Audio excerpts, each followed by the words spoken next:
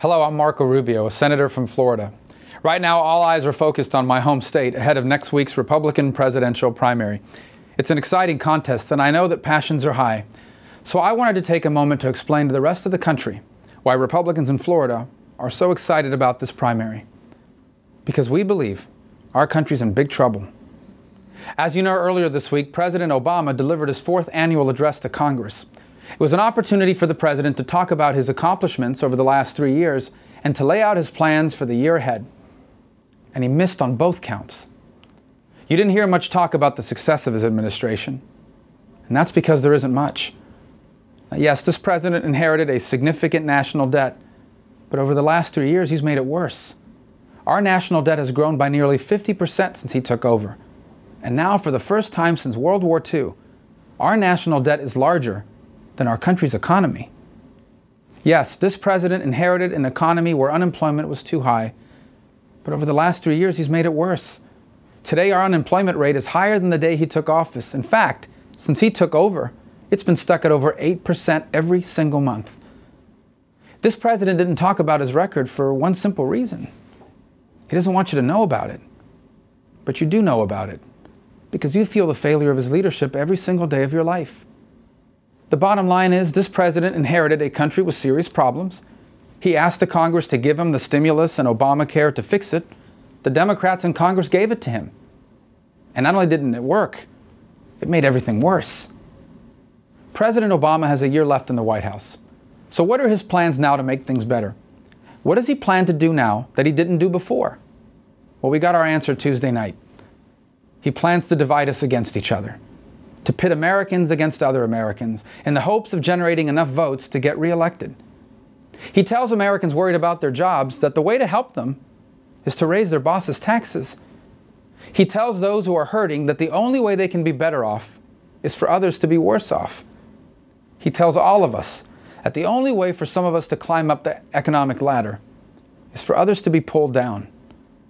This divisive rhetoric, this effort to gain political support by convincing some that they will be better off if we punish others, this stuff's never worked anywhere it's been tried.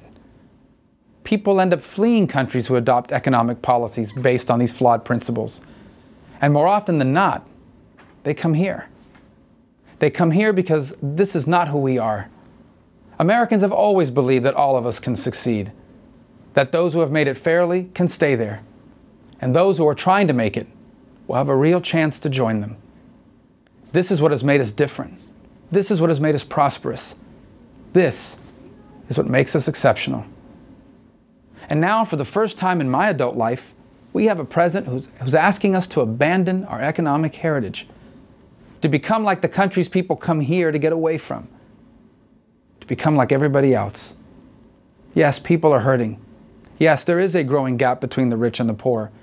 But the way to solve it is not to embrace the trickle-up poverty economics of other nations.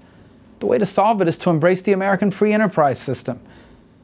Look, no economic system is perfect, but the American free enterprise system has empowered millions of people in the past.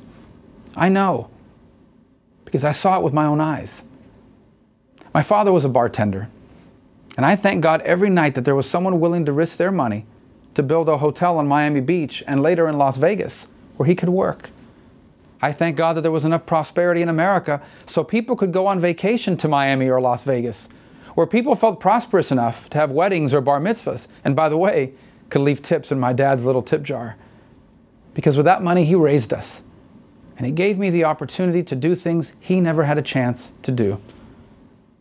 Now, we had help along the way. I had student loans and grants from the government to help me get my education, and I went to a public school system. That's an important role for government to play. And so I also thank God that we had an economy prosperous enough to afford to pay for these things as well. So I'll just close by saying, I hope this year will be the beginning of our work towards a new and prosperous American century. Because I know that this idea of a nation where anyone from anywhere can accomplish anything, it's not just something I read about in history books. I've seen it in my own life. And there's no reason why we cannot continue it here if only we do the right things. May God bless all of you, and may God continue to bless the United States of America.